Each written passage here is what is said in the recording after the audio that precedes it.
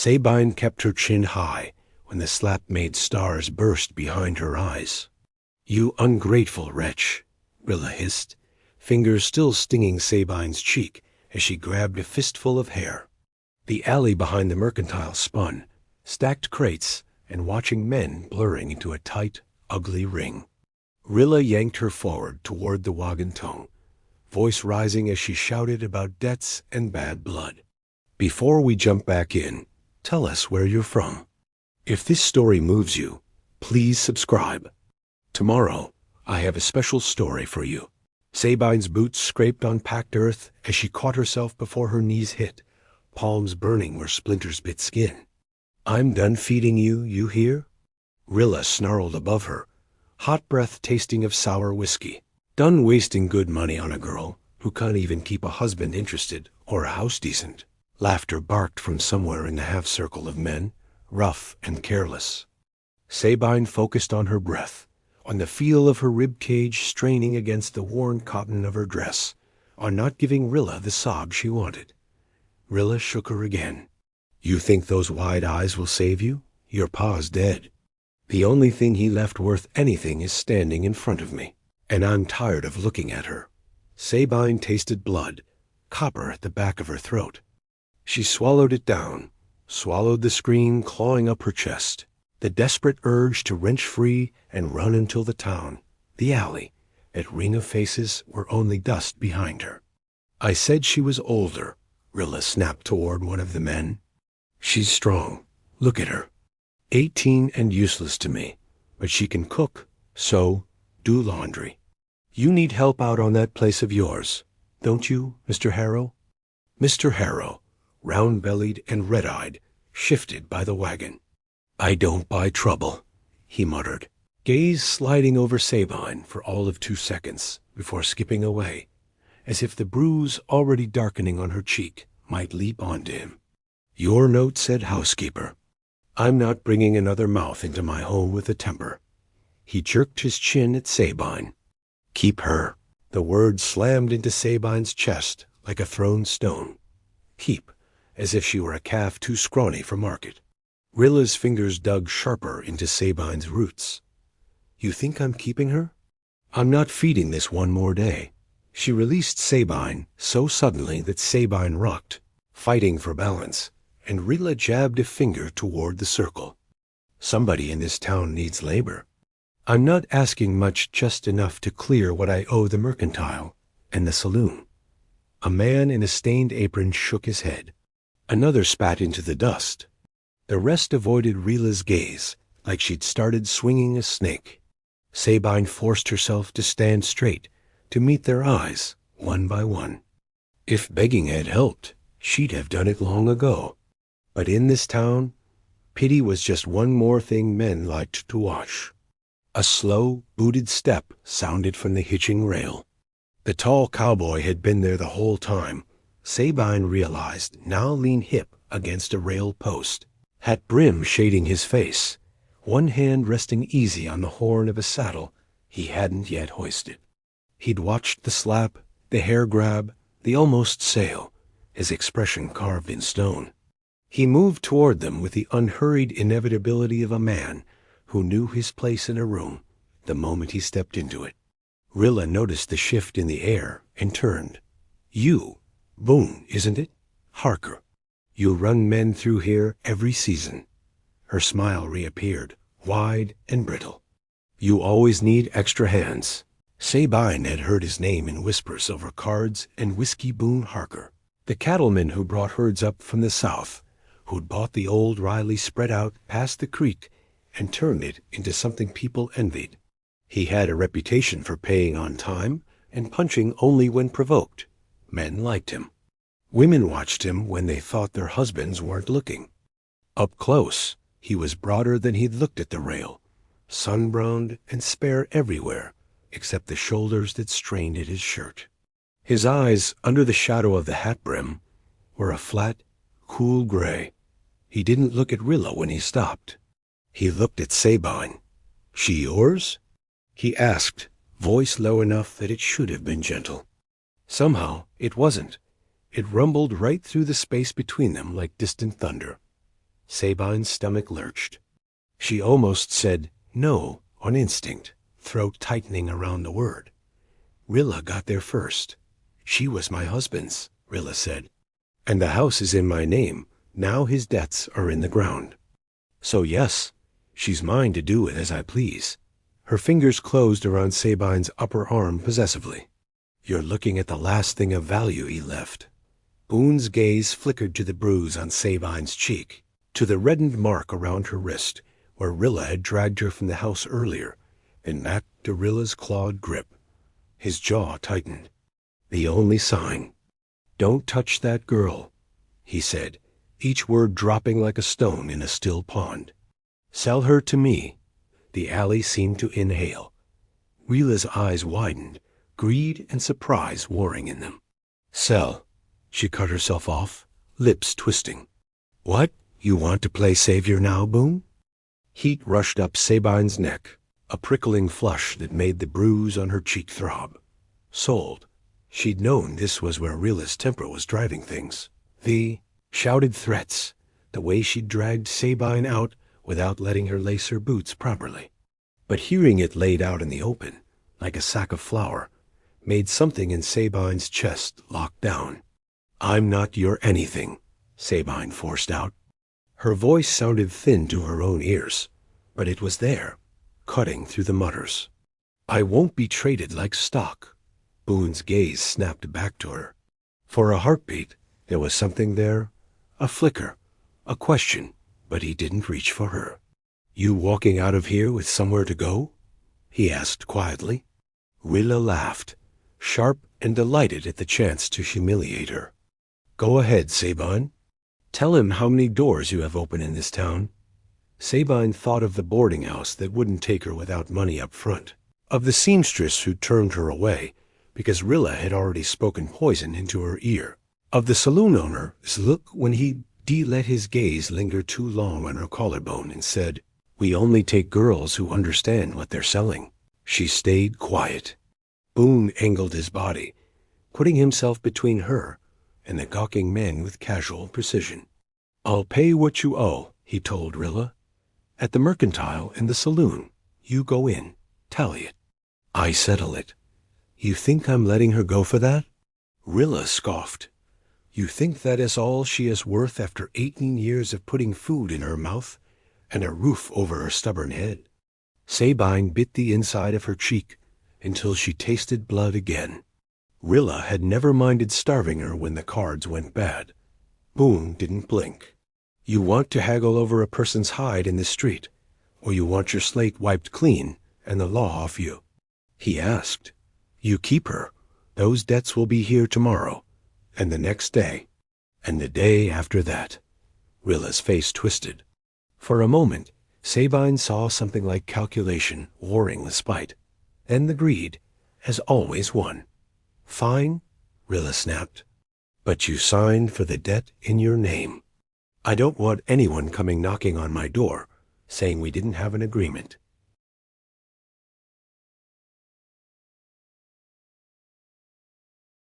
For the first time, Sabine thought she saw something like reluctance in Rilla's eyes.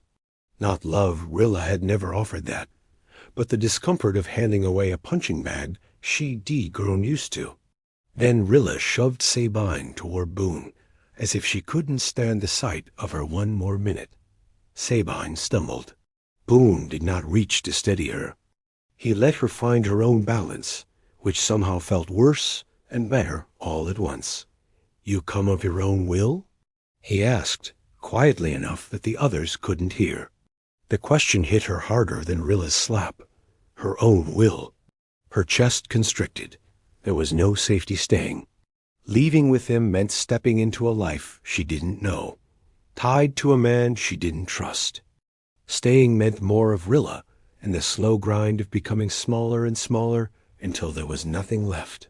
She thought of her father's voice, low and earnest the night he'd told her, Sometimes, girl, a bad road is still better than a burning house. Sabine swallowed. I won't be your property, she said, her voice low but steady. If I go, I work. I earn my keep. And if someday I can leave, I leave. Rilla made a scoffing sound. Boone's gaze stayed on Sabine's. "You work," he said slowly, like he was tasting the weight of each promise. "You earn your keep. You decide when you walk away, long as you square up what's owed in time and sweat." Sabine's heart thudded so loud she wondered if Rilla could hear it. "Then I'll go," she said. Boone gave the slightest nod. "Then I'll buy your freedom from her," he said, as if the distinction mattered.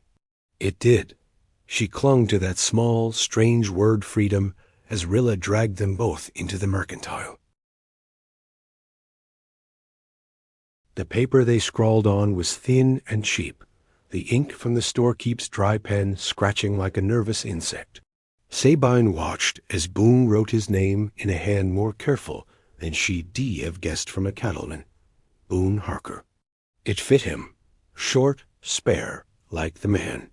He listed Rilla Danvers as the one relinquishing all financial claim and guardianship, in exchange for the settling of debts at the mercantile and the saloon, plus an extra $50 in cash. Sabine's stomach lurched at the number. $50. To her, it sounded like more money than she'd seen at one time in her life. Rilla smiled, like she'd won a hand she'd never deserved to be dealt. "Sign here," Boone said, sliding the paper toward her. Rilla scribbled something sharp and jagged, a mockery of a signature. The storekeep, Mr. Crowley, signed as witness, eyes darting between them, lips pursed as if he wanted to speak and thought better of it. "You understand this is binding," he muttered to Rilla. "You can't come claiming." "I understand I'm free of that girl's debts in her mouth," Rilla snapped. "That's all I care about." Sabine stood very still, hands at her sides. The bruise on her cheek throbbed in time with her heartbeat. The ledger on the counter, the tins on the shelves, the scuffed floor, they all looked exactly the same as they had yesterday.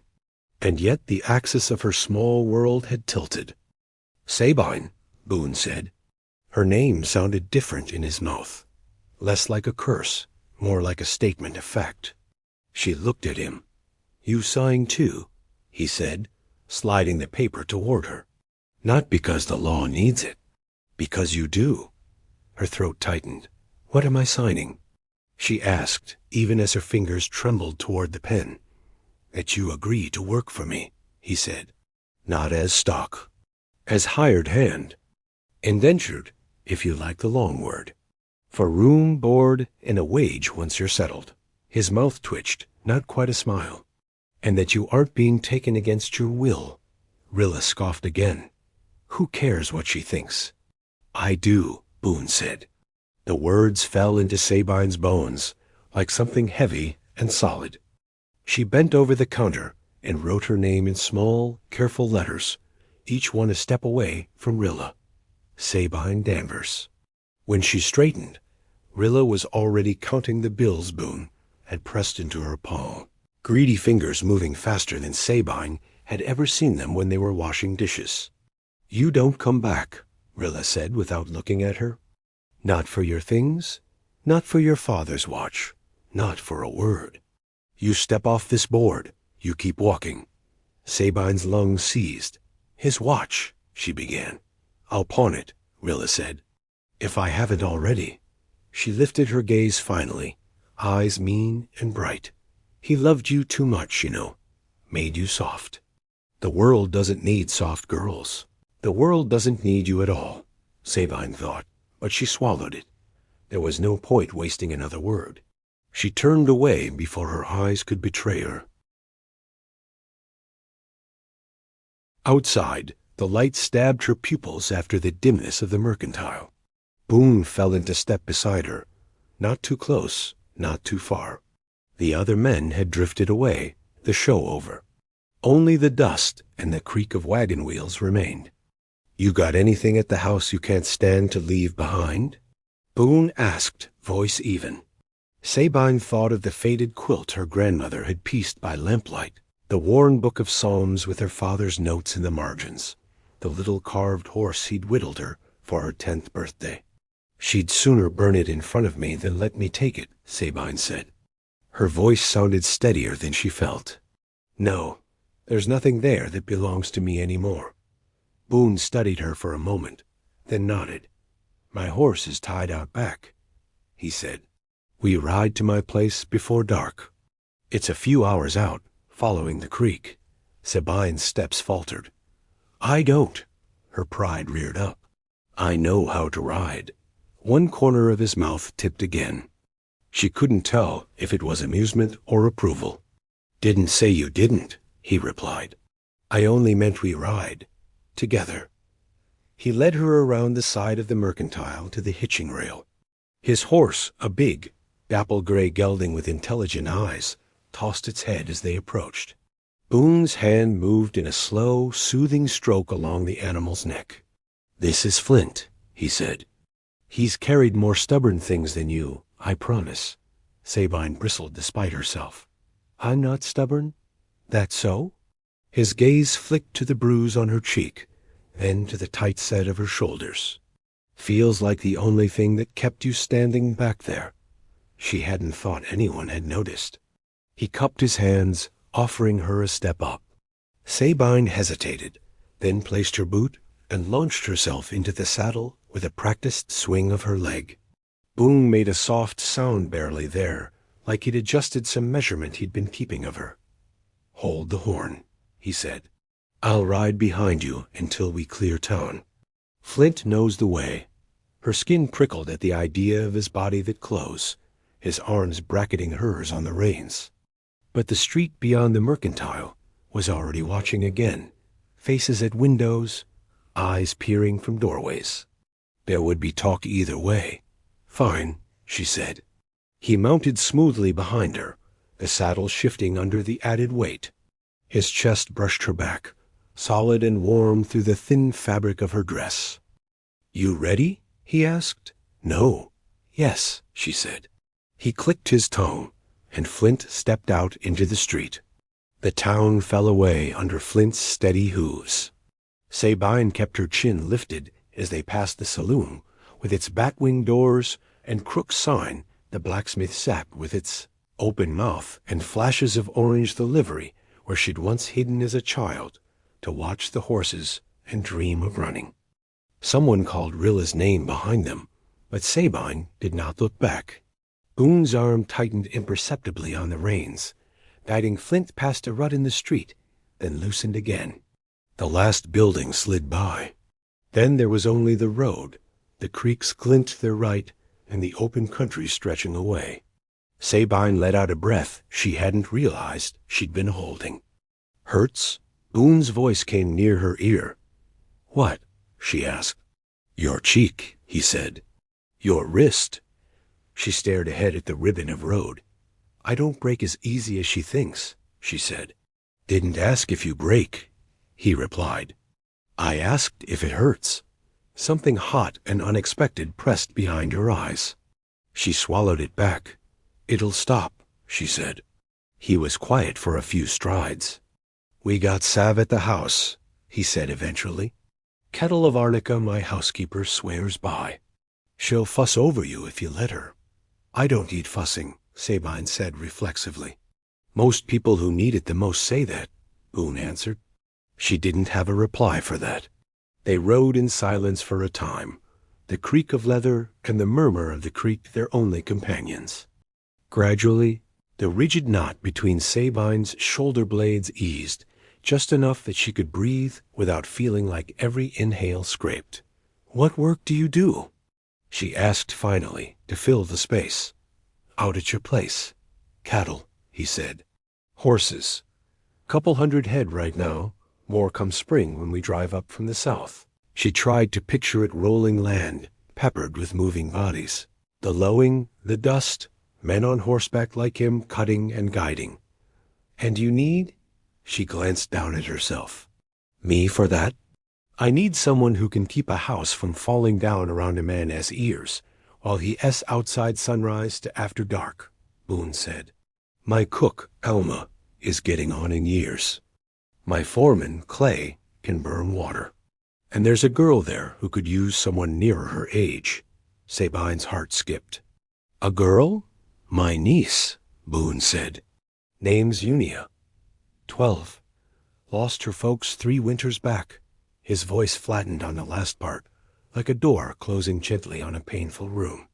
I've been too much trail and not enough home since. Alma does what she can, but the girl needs more than food and a roof. Sabine looked ahead, watching the way the creek flashed between cottonwoods, silver and alive. So you bought one broken girl to patch another, she said, a bitter edge slipping into her tone before she could check it. Boone shifted behind her, and for a moment she thought she'd gone too far, that he'd snap back or remind her exactly who held the reins. I bought you to keep Rilla's hands off you, he said instead. What you do with the rest of your life is your say. But while you're under my roof, I expect you'll earn your keep, same as the rest of us. Sabine stared at the road, the words scraping against the raw, unbelieving part of her that had never heard your say attached to anything that mattered. And if I don't fit? She asked. If I can't be what you want me to be out there? Then we'll figure something else, he replied simply. But I've yet to meet anyone who could make themselves useful with enough stubborn in them. She thought of Rilla's voice, shrill and rising useless, ungrateful, soft, and almost laughed, the sound more breath than anything. Stubborn, she repeated. You got that in spades, Sabine Danvers, Boone said, her name in his mouth again. Her spine straightened, as if the letters themselves had weight. By the time the sun angled low, painting long shadows across the land, the creek had narrowed to a whisper, and the road had shrunk to little more than a pair of ruts through grass. Almost there, Boone said, easing Flint into a slower gait. Sabine squinted ahead. At first she saw nothing. Then the land dipped, and a valley opened up a stretch of fenced pasture, a low, sprawling house with a wraparound porch, smoke curling from the chimney, outbuildings scattered like toys. A child had lined up carefully. Her chest tightened. It looked not grand exactly, but solid, like it had grown there, rooted and real, instead of being slapped together out of desperation and mad temper. Boone's arm brushed hers as he pointed. House there, he said. Barn to the left, bunkhouse beyond. Springhouse near those willows. Men moved around the barn, leading horses, hauling feed. Someone swung a hammer near a corral. A dog shot out from under the porch, barking sharp and excited as Flint's hooves hit the packed yard.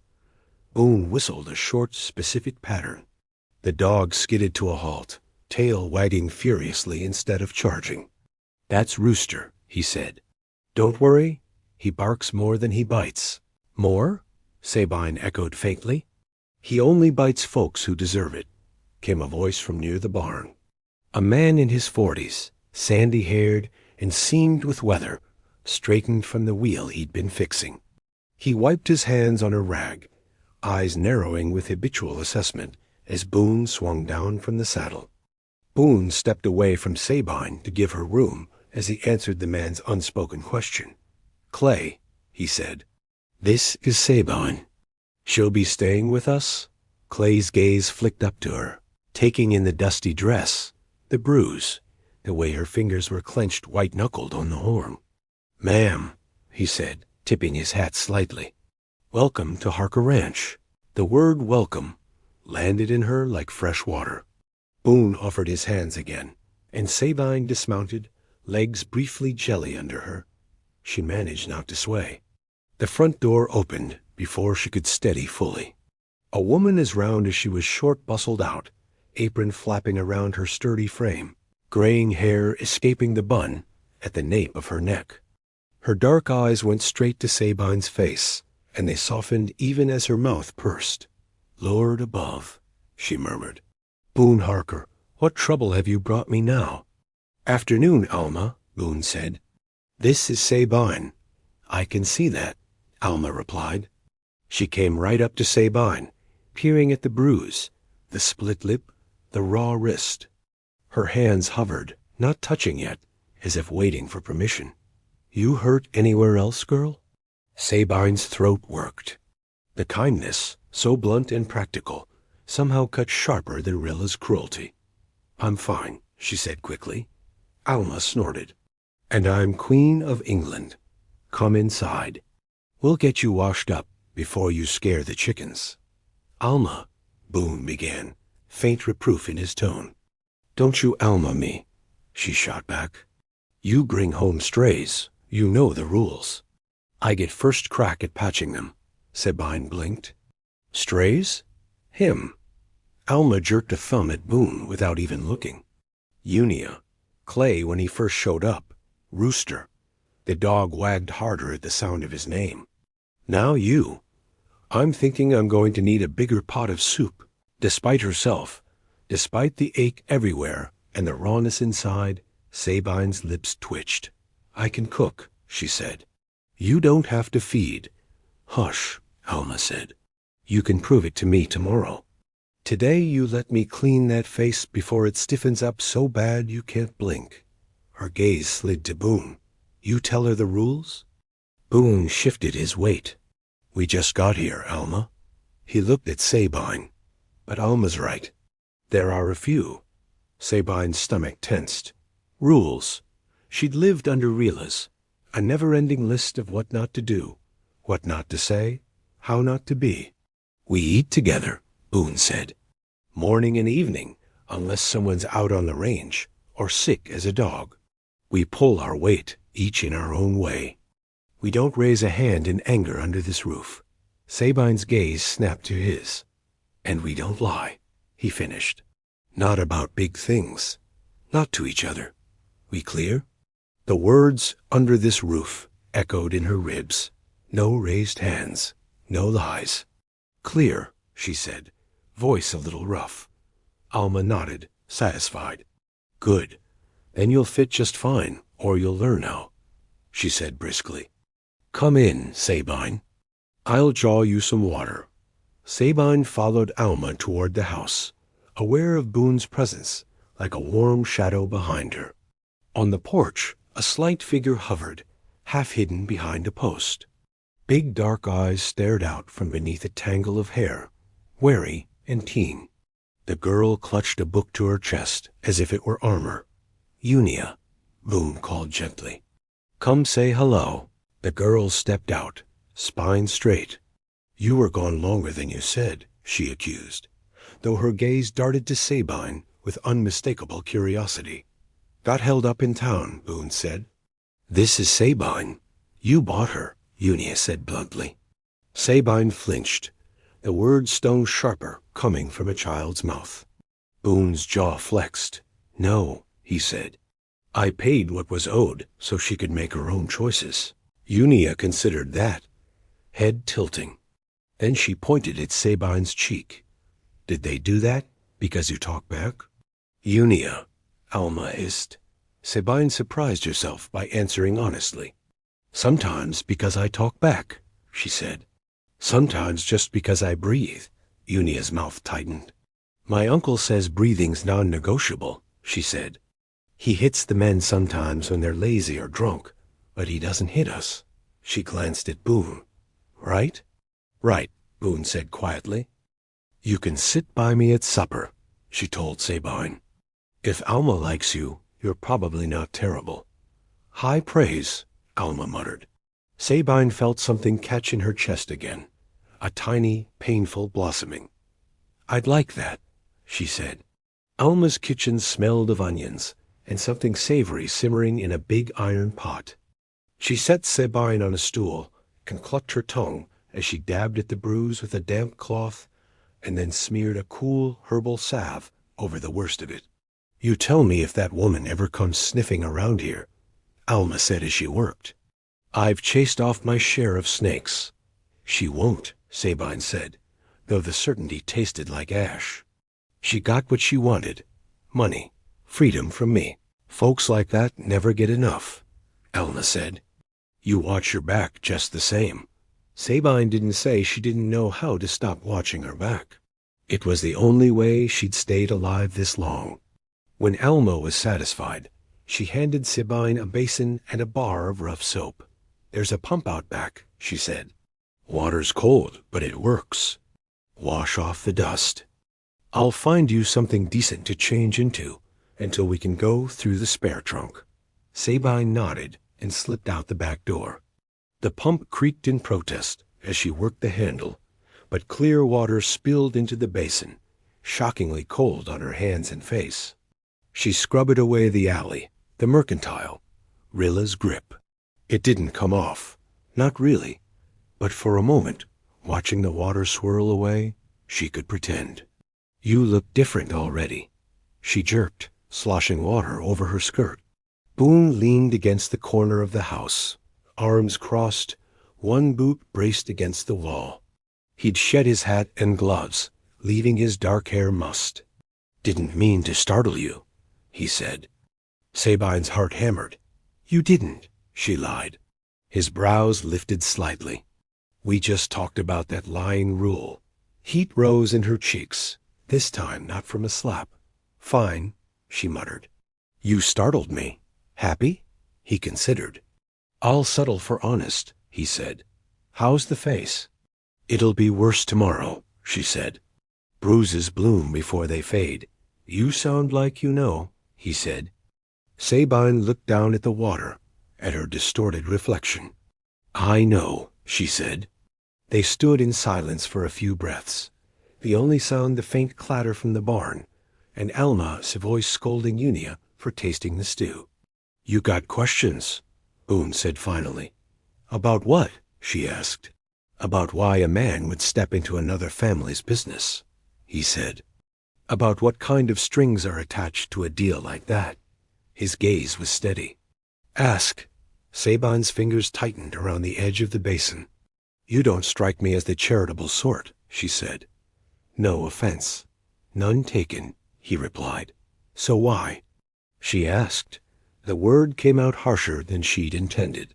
"Why put your money down on me? You could have walked away." "Everyone else did." Boone's jaw worked. He looked past her, out toward the line of willows at the edge of the yard, the way the creek flashed beyond them. "You ever seen a horse whipped so bad it flinches at its own shadow?" he asked. Sabine frowned. "Yes. You ever watch a man keep whipping anyway?" Boone said. "Because he likes the way it feels to be bigger than something?" Her throat tightened. "Yes," she whispered. "There was a stallion once," Boone said slowly. "Belonged to a man I worked for when I was younger. Mean as sin, that horse. Mean because it had been made that way. Would bite, kick, bolt any chance it got. Everyone said it was bad stock. No saving it." He paused. "Until he had a chance to sell it for a good price. Then suddenly, it was a fine animal just needing a firm hand." Sabine's hands had gone still on the basin. "That horse had more sense than the man," Boone went on. "But it didn't get a say." The pump handle gleamed beside her, slicked from her wet palm. "You looked at Rilla like she was about to whip you bloody in front of all those men," Boone said. His gaze came back to her. "I don't like seeing that look on anything's face." "So you bought me like the horse," Sabine said. "I bought you a door," Boone said. "You can decide when you walk through and when you walk back out. That part's on you." Sabine blinked hard. "I don't know what to do with a door," she admitted, the words slipping out before she could choke them back. Boone's mouth twitched. "First thing you do with a door is see if it opens," he said gently. A lump formed in her throat, too big to swallow. "Supper's in an hour," he added, pushing off the wall. "Alma'll expect you at the table. You don't show. She'll come hunt you down herself. And between you and me, I'd rather face a Comanche raid than Alma Bechira when she's worried." Despite herself, Sabine let out a small, startled laugh. "I'll be there," she said. "Good," he replied. He hesitated, then added, "You're not the only one starting over here." "Sabine." Before she could ask what he meant, he tipped his head and walked away, leaving her alone with the pump, the cooling water, and the strange, fragile possibility humming in her chest. Supper at Harker Ranch was nothing like meals at Rilla's house. At Rilla's, food had been a battleground scarce, counted, held hostage. Rilla had eaten first, with greedy haste, wiping plates clean of gravy before passing them down the table. Sabine had learned to chew slowly, to make bread last, to ignore the hollow gnawing when there simply wasn't enough. Here, Alma ladled stew into bowls until they were full, and then went back for more. A loaf of bread, crusty and golden, sat in the middle of the table, and no one slapped Sabine's hand when she reached for a second slice. Clay ate with methodical focus, Unia with the ravenous speed of a growing girl. Boone sat at the head of the table, not looming the way Rilla always had, but relaxed, forearms resting on the wood, listening more than he spoke. "How long you been in town?" Clay asked between bites. Sabine swallowed, conscious of 4 pairs of eyes on her. "My whole life," she said. "My father had a small place outside of town. When he died, we moved in." "She moved you," Unia corrected softly. Sabine's spoon paused halfway to her mouth. "Yes," she said. "She moved us." Clay nodded slowly. "You worked stock before?" "Only the milk cow and a couple of goats," Sabine replied. "We had 2 horses, but she sold them when the debts came." Clay grunted. "You'll learn quick enough. She'd be mostly inside," Boone said. "House, garden, helping Alma, helping Unia with her letters some." Unia perked up. "You can read?" she asked. Sabine blinked. "Yes, my father taught me." Unia leaned forward, eyes sparkling. "Proper, or just names on bottles and the good book?" Sabine swallowed a smile at Alma's faintly scandalized cough. "Proper," she said. "I can read just about anything if you give me enough time." Unia hugged her book closer. "Then you can help me," she said. "Uncle Boone tries, but he reads like he's tracking rustlers fast and looking for trouble." Boone lifted an eyebrow. "That right?" "You skip words," Unia said. "Especially the pretty ones. Pretty words get in the way of the point," Boone said, but there was no real heat in it. "Sometimes the pretty words are the point," Sabine heard herself say quietly. The table fell momentarily silent. Boone's eyes met hers across the bread and the stew and the lamplight. Something unreadable flickered there, then settled. "Maybe so," he said. "Unia, after supper you show Sabine where we keep the books." Unia made an excited noise that Alma shushed half-heartedly. For the first time in longer than she could remember, Sabine ate until she was full. Afterwards, Alma thrust a stack of plates into her hands. "We don't stand on ceremony," Alma said. "If you're going to be in this kitchen, you'll learn where everything goes." "Yes, ma'am," Sabine said. "None of that, ma'am, nonsense," Alma snorted. "You call me Alma. Or, hey, you with the ladle, if your mouth's full." Sabine's lips quirked. "Yes, Alma," as she washed and dried listening to Clay and Boone talk softly about pasture rotation and a sick calf. To Unia humming some tuneless song as she put silverware away, Sabine felt something loosen in her chest she hadn't known was clenched. It felt alarmingly like belonging. She didn't trust it for a second. Night settled over the ranch slowly, the sky deepening outside the kitchen window until the world beyond the glass was a mirror. Boone showed Sabine to a small room off the main hallway. A simple space with a narrow bed, a washstand, a chest of drawers, and a single square of quilt hung on the wall. "Belonged to my sister," he said when he saw her eyes linger on the quilt. "Unia's ma. She'd want it used, not stored. I can sleep in the loft," Sabine said quickly, "or in the kitchen corner." You need a door that closes," Boone said. "You get one." He set a small oil lamp on the stand and lit it, the warm glow pushing back the shadows. "If you need anything in the night," he said, "Alma's room is 2 doors down. Clay and I are in the bunkhouse mostly, unless the weather's bad." He hesitated. "You safe here, Sabine?" She hadn't realized how tense she was until he said it. "Thank you," she managed. He nodded once, then stepped back. "Sleep while you can," he said. "Ranch work starts early. Alma'll have you shelling peas before the rooster crows." "Rooster bites people," she pointed out. "Only the ones who deserve it," he reminded her. She almost smiled. When he left, closing the door gently behind him, the quiet that followed was so complete it roared. Sabine sat on the edge of the bed, fingers twisting in the worn coverlet. Her body ached in every joint, her face throbbing in time with her heartbeat.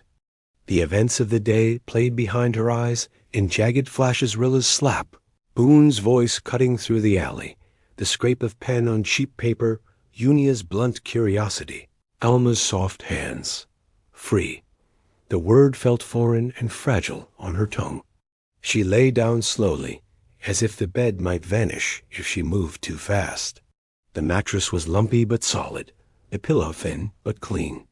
For the first time since her father had died, she fell asleep without the sharp fear of footsteps outside her door. She woke to shouting. For a disoriented second, Sabine thought she was back in Rilla's house, that the last day had been some cruel dream, that the walls around her were thin and yellowed, and the roof leaked in the corner. Then her eyes focused on the quilt hanging on the wall, and the solid shape of the door, and the sound of Boone's voice, low and edged, cutting through the hall. "You don't set foot past that gate," he was saying. "Not unless you got a warrant and a reason." Sabine's heart slammed against her ribs. She swung her legs over the side of the bed and stood, bare feet hitting the cool floor. The lamp on the stand was cold, its wick blackened. Pale morning light filtered around the edges of the curtain. Another voice answered Boone's higher nasal, with a smug twang that made Sabine's stomach drop even before she could place it. "Sheriff Mallory." "I've got both," he drawled. "Reason being that woman in town is fit to raise Cain over how you took her ward without proper procedure. Warrant being right here in my hand." Paper rustled. Sabine's pulse pounded in her ears. For a dizzy moment, the room tilted. Rilla? Of course she hadn't been satisfied to take the money and cut Sabine loose. Of course she hadn't walked away from a chance to hurt her. "You were there, Mallory," Boone said. His voice was controlled, but Sabine heard the steel under it. "You saw the papers signed. You saw her take the money." "I saw a lady in distress," Mallory said. "I saw her realize she'd been pressured into a decision she regrets. Happens all the time when men throw their weight around." "That what she's calling it now?" Clay's voice cut in, flat and unimpressed. "Because from where I stood, she looked real happy to take the cash." "This ain't about your opinion," Mallory snapped. "It's about the law." Sabine's hands shook. She pressed them flat against her thighs, nails biting into skin. They were here for her. Her door felt suddenly like both shield and trap. "Girl has a say," Boone said. "Paper or no." She signed. "Paper don't mean much if she was coerced," Mallory replied. "Town's been talking, Harker. Saying you marched into that mercantile like you owned the place, strong-armed a poor widow into giving up her kin." "Poor widow," Alma muttered somewhere, her voice tight with fury. "I'll show her poor widow." "Alma," Boone warned. Sabine stepped toward the door, then stopped, hand hovering over the knob. Her instinct screamed at her to hide, to slide under the bed, press herself into the smallest space, and make no sound until danger passed. But danger had always found her anyway. She thought of Boone's words by the pump. First thing you do with a door is see if it opens. Her fingers closed around the knob. She turned it. The door swung inward with a soft creak. The voices outside snapped off like a cut rope. Sabine stepped into the hallway, bare feet silent on the worn boards. Her heart hammered so loud she was sure they could all hear it. At the far end of the hall, the front door stood open. Morning light spilled in, outlining 3 figures on the porch boom, broad-shouldered and unyielding, Clay solid at his side, and Sheriff Mallory, hat tipped back, one hand resting on the butt of his gun. Behind Mallory, at the edge of the yard, a buggy waited. Rilla stood beside it.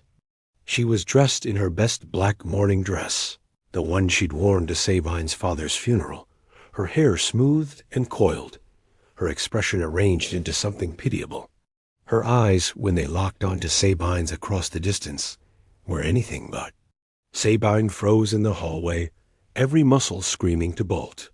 Rilla's lips curved into a slow, poisonous smile. "There she is," the stepmother said sweetly.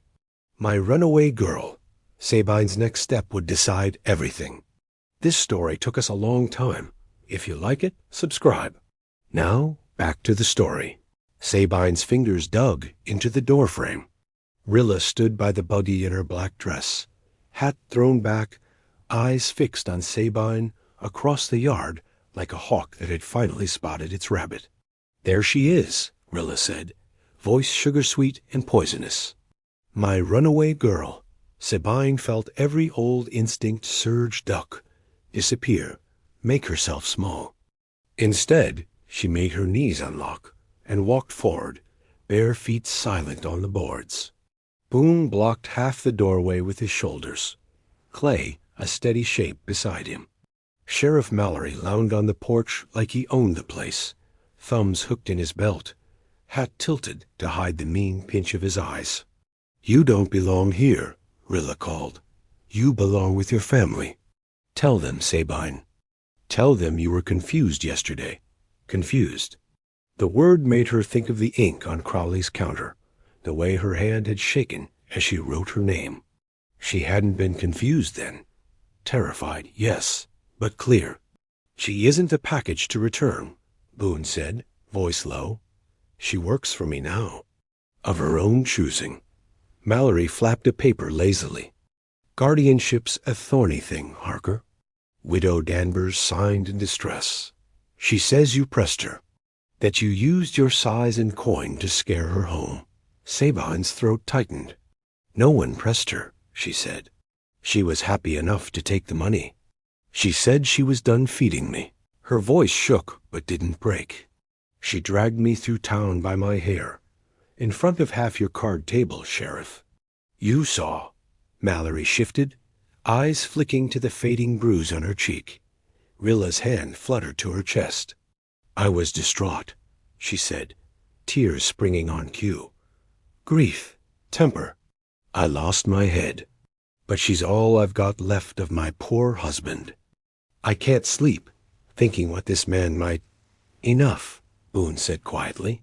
Sabine felt the words settle like weight beside her rather than on top of her. "Sheriff," Boone went on, "you were there as witness. You saw the contracts." Sabine signed, too. Mallory's gaze slid from Boone to Sabine.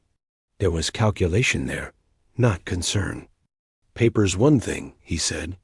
"Law says girl under 21 is still her guardian's worry, unless a judge says otherwise. Judge rides through in a few weeks. Till then, things can get messy." Rilla seized on that. "You hear?" she said to Sabine. "You think he can keep you? This will ruin him. They'll say he steals girls, that his word can't be trusted. You don't want that on your conscience, do you?" Sabine looked at Boone. He met her gaze. Not a flicker of coaxing or pressure. Just that one quiet question she'd first seen in the alley. "What do you want?" Her heart beat so loud she thought the porch might tremble with it. "I want to stay," she said. The words rang in the morning air. Unia's soft intake of breath carried from down the hall. Alma murmured a prayer that sounded halfway like a curse. Rilla's face warped. "You ungrateful little wretch," she hissed. "After everything, you hit me," Sabine said, cutting across her. "You've hit me for years. You starved me when cards went bad. You shouted I was a waste of space so loud the neighbors heard. That's what I'd be going back to." Mallory raised both hands as if calming a horse. "Now, no need for dramatics," he said. "We're just talking about proper custody. Widow says you're confused. You say you're not. Judge'll decide soon enough. He shook the paper. Meanwhile, to avoid trouble, perhaps best if the girl comes back with her until things are sorted. No, Boone said. Sabine's heart jumped. You mean to take someone off my land who doesn't want to go? Boone said. You'll need more than a scrap of paper and a widow's tears. Mallory's fingers brushed the butt of his gun. You threatening the law? I'm protecting my hand, Boone replied. She works here now. Sabine swallowed hard. My hand, not my property. She stepped up beside Boone, close enough that his sleeve brushed her arm. You want to arrest someone, she told Mallory, hearing her own voice as if from a distance. Arrest the woman who tried to sell me in the alley. I walked here. I signed. I said yes. If the law doesn't care what I want, it's not much of a law. Something moved in Mallory's face, irritation maybe, and a flicker of shame. Judge will hear it, he said shortly. Till then, Widow Danvers keeps her distance from this ranch, by my advice. Harker, you keep that girl out of town unless I ask for her. Rilla choked. You can't just... I can, Mallory snapped. You started all this in the street, Rilla. You don't like the look of it. Maybe quit waving girls around like poker chips. He jabbed the paper back into his pocket, mounted with a grunt, and rode off without a backward glance. Rilla lingered by the buggy, hatred burning clean through the last of her prettiness. This isn't done, she told Sabine. You'll bring ruin on this place, same as you did your father's. Mark me. She spat in the dirt and climbed up, snapping the reins hard enough that the horse shied. Boone stood very still until the dust of her departure settled. Only then did he blow out a long breath, shoulders dropping a fraction. You all right? He asked. Sabine realized her hands were shaking so hard she could hear her own knuckles. I don't know, she said honestly. Alma pushed past Clay, apron already flapping. She's not, Alma said. Bring her inside before she falls over on my clean porch. The coffee Alma shoved into Sabine's hands tasted like burnt courage. Her stomach flipped, but she drank. That woman will try again, Alma muttered as she slapped bread on a plate. Snakes don't slither off just because you shout at them. Sabine stared into the dark liquid. Mallory said I had until the judge comes, she said. That's not much time. It's enough to get ready, Boone said from his place by the door. He hadn't sat down. His hat dangled from his hand, thumb worrying at the brim. We'll talk to Kessler. Who? Unia asked. Circuit lawyer, Clay answered. Knows more law than Mallory, even when he's drunk. Sabine's heart jerked. You'd go to town for me? Boone gave a small snort. I'd go to town to keep Mallory from twisting the law to suit himself, he said. You're just the reason I started paying attention. Later that afternoon, Boone and Clay saddled up. Stay close to the house, Boone told Sabine before he mounted. If Rilla has any sense, she'll lick her wounds in town a while. But I'm not banking on her sense. I don't want anyone hurt because of me, Sabine said. He held her gaze a moment longer than necessary. Sometimes hurt comes either way, he said. Difference is whether you stand in the way of it or not. He set his hat. We'll be back before dark. They weren't. The sun slipped, the sky turned to bruised purple, and still no sound of hooves. Alma claimed she wasn't pacing, but the path worn near the stove said otherwise. Unia tried to read and managed the same line 3 times. Rooster paced between the door and the window, ears pricked. Sabine dried the last plate with hands that wouldn't stop trembling. Maybe they stayed in town for supper, she said. Or Kessler talks too much. Lawyers like their own voices, don't they? Boone likes his bed, Alma replied. He doesn't dawdle in town unless he must. She stilled as Rooster's growl rumbled low. A slow knock sounded at the door. Rooster barked, lunging forward. Who is it? Alma called, grabbing a wooden spoon like a weapon. It's Harrow, came a man's voice. Got a message from town for Boone. Sabine stiffened. The round merchant from the alley. Boone's not here, Alma said. You can tell him in the morning. Judge came early, Harrow said. Mallory wants the girl in town tonight. Says it can't wait. Unia's hand shot out, seizing Sabine's sleeve. Alma's eyes narrowed. Judge rides circuit on his schedule, not Mallory's, she said. And the only urgent thing that man ever had was thirst. You tell him if he wants to talk to us. He can ride himself out in daylight with proper paper. Silence. Sabine moved to the side window, heart slamming. Harrow stood near the porch, hat low, shoulders hunched, nervous. In the deeper shadow near the barn, another shape moved, a whisper of black dress, the pale oval of a face. She's here, Sabine whispered. Rilla's with him. Alma's mouth went thin. Of course she is, she said. Too much of a coward to stand on the porch herself. She lifted her voice. You can both go back to town, she called. This house is under Boone Harker's protection, and I've got a shotgun that agrees. There was a pause. Then Rilla's voice, stripped of sweet. You think that man will always be here to hide behind? She called. Send me my girl, Alma, or I'll light this place and drag her out of the ashes. Unia gasped. Sabine went cold. Alma swore softly and viciously in Spanish. Unia, she said, my room, under the bed. You don't come out unless it's me or your uncle calling. You hear? I'm not a baby, Unia protested, eyes huge. You're my girl, Alma snapped. Move. As Unia fled, Alma turned to Sabine. She wants you, Alma said, which means she'll come where she thinks you are.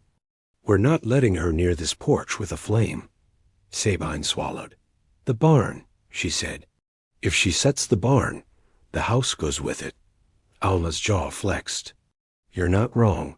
She went to the cabinet and brought out a long wrapped bundle. A shotgun gleamed when she unrolled it. Sabine stared. I thought you hated guns. I hate needing them, Alma said. Tonight I need one. She cracked it open, checked the shells, snapped it shut. You, she told Sabine, thrusting the heavy rolling pin into her hands. Go out the back. Stay low. If you see that woman near the barn with a light, you shout like the devil himself is on her heels. I'll be at the pump. Eli sleeps like a dead cow, but Rooster will wake him. Let me take the gun, Sabine said. She won't expect me. You don't know how to use it, Alma said. You'll hurt yourself or someone who doesn't deserve it. I do know. Her gaze softened a fraction. You're brave enough for 3 people. That doesn't mean I send you into a gunfight with a hope and a prayer. Sabine looked at the rolling pin. This feels ridiculous, she muttered. It feels like something in your hand if she gets close, Alma said. Go, girl. Before she decides to stop threatening and start doing. The night slapped Sabine with cold air and the smell of dust. She slipped around the house's back, heart thudding in her ears, the rolling pin smoothed by years of dough, feeling heavy as iron. Rooster ghosted ahead, low to the ground. The barn loomed dark. A thin thread of light bled from around the side. Sabine crept along the wall and peered. Rilla stood near a stack of hay bales, lantern in hand, flame too high. Harrow hovered near the door, wringing his hat. This is madness, he muttered. Mallory said, Mallory is a coward, Rilla snarled. The law's slow. Fire is quick. You want Boone to let that girl go? He needs to see she's nothing but trouble. She lifted the lantern, moving toward the open barn door. Sabine stepped out before she could think better of it. Stop! She shouted. Rilla jerked, whirling. The lantern swung. There you are, she breathed. Her smile went wide and wild. Come to your senses at last? Put it down, Sabine said. Her voice sounded thin, but it held. You set fire here. You'll kill more than me. What do you care? Rilla snapped. You've already ruined one house. My father's land was lost at your card table, Sabine said. Not mine, Rilla's eyes flashed. You were the reason I had to play, she said. A mouth to feed, a girl to dress. No man wants a woman dragging a burdensome child around. You cost me everything. I cost you the chance to drink yourself to death in peace, Sabine said. The rest you did yourself. Rilla lunged. Instinct screamed. Sabine swung the rolling pin. It cracked against Rilla's wrist. The lantern flew. For one awful beat, the world held its breath. Glass shattered against a hay bale. Flame leaped up greedy and fast. No, Sabine choked. Alma, she screamed. Fire! The barn's dry mouth sucked the fire inward. Heat slapped her face. Smoke clawed her throat. Horses shrieked from inside. Sabine ran for the door. Harrow grabbed for her. Girl, you'll die in there. Then I won't die alone, she rasped, tearing free. Inside the barn, smoke rolled low and thick. Flames licked one wall, racing up toward the rafters. The line of stalls shuddered with panicked bodies. Sabine yanked the nearest latch up with shaking hands. Easy, she coughed. Go. The gelding slammed past her, almost knocking her sideways as it bolted into the yard. She staggered to the next stall, vision blurring. A wet cloth slapped against her mouth. Alma appeared at her shoulder, eyes narrowed to slits against the smoke. Can't leave you alone 2 minutes, Alma rasped. Open the doors and get low. Together they flung stall latches, slapping flanks and shouting until a river of horses thundered out past them. Eli and a half-dressed hand appeared with buckets, water sloshing as they threw it against the growing wall of flame. The hay burned hot and bright. A section of the roof groaned. Out, Alma coughed, shoving Sabine toward the door. Now.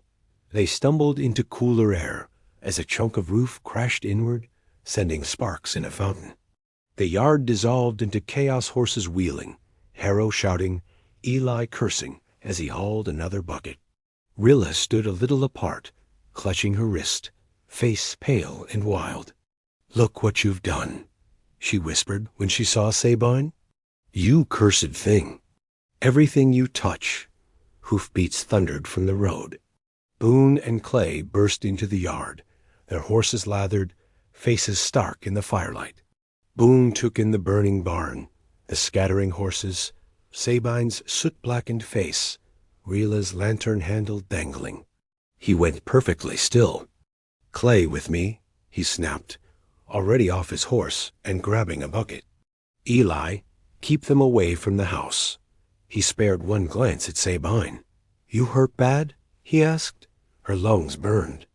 Every inch of her felt scraped raw, but she could stand. I'm all right, she coughed. You're not, but you're alive, Alma muttered, shoving her toward the pump. Stay low and breathe. Rilla rushed at Boone, tears streaked by soot. You see? She cried. She attacked me, hit me, knocked the lantern right into your barn. Your girl's an arsonist. She's the reason your horses are out here and not screaming inside, Alma snapped. Boone didn't answer Rilla. He kept hauling water, his jaw a hard line. Another set of hooves came. Sabine's stomach dropped. Sheriff Mallory reined in, eyes going wide at the sight. Lord have mercy, he muttered. Harker, I wasn't gone 3 hours. Rilla pointed at Sabine like she was pointing at a snake. Arrest her, she demanded. She tried to burn his place down. Mallory's gaze swept the yard fling. Water, horses, Harrow's guilty face, Rilla's wild one, Sabine's smoke-smeared one. Somebody start at the beginning, he said. Harrow shifted. Widow Danvers brought the lantern, he muttered. Threatened to smoke the girl out. Sabine hit her hand. Lamp flew. So she did throw the first flame, Alma said. Like I told you she would, Mallory sighed. Of course she did. Rilla rounded on Harrow. You said you'd help me, she shrieked. I said I'd drive you out, he protested. Didn't you say I'd stand by while you burned a man's barn? Mallory swung down, shoulders sagging. "I should haul all of you in," he grumbled. "But I don't have the cells or the patience." His jaw clenched. "Widow Danvers, you're coming with me. Threatening arson, trespass, endangering stock. Judge is going to love you. What about her?" Rilla spat, jabbing at Sabine. "She hit me." Sabine lifted her chin. "I'll say it under oath," she rasped. "You raised that lantern at the barn." "I was trying to stop you."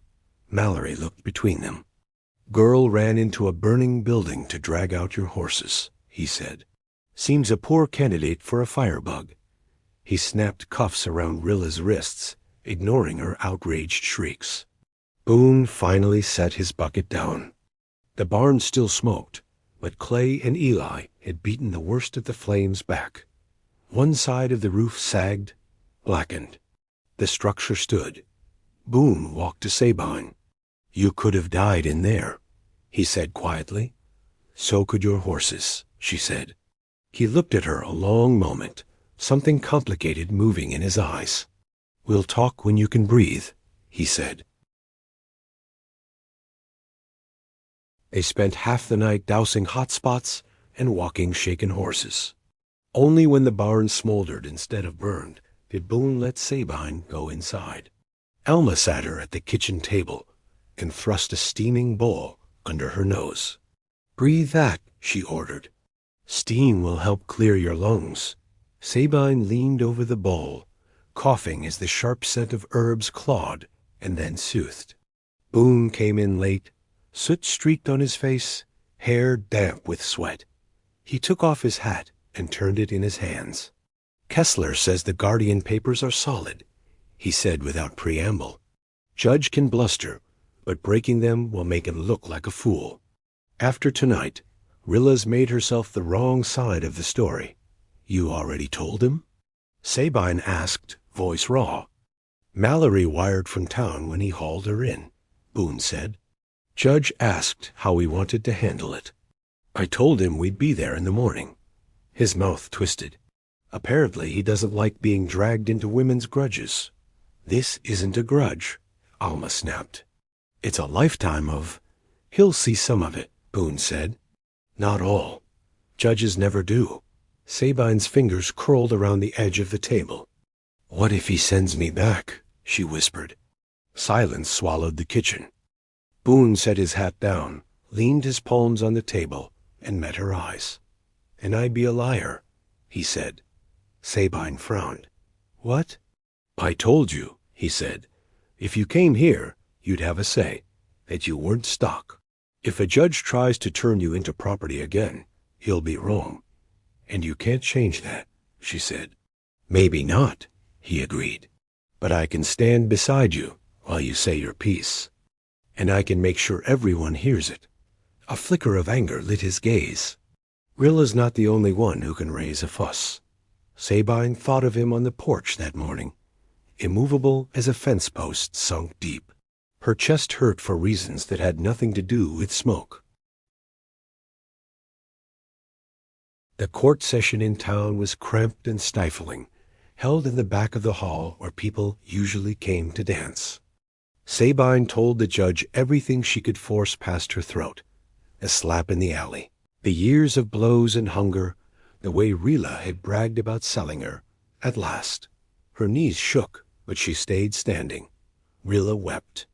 She talked about sacrifice and grief, and how Sabine had always been difficult. She insisted the barn fire had been an accident.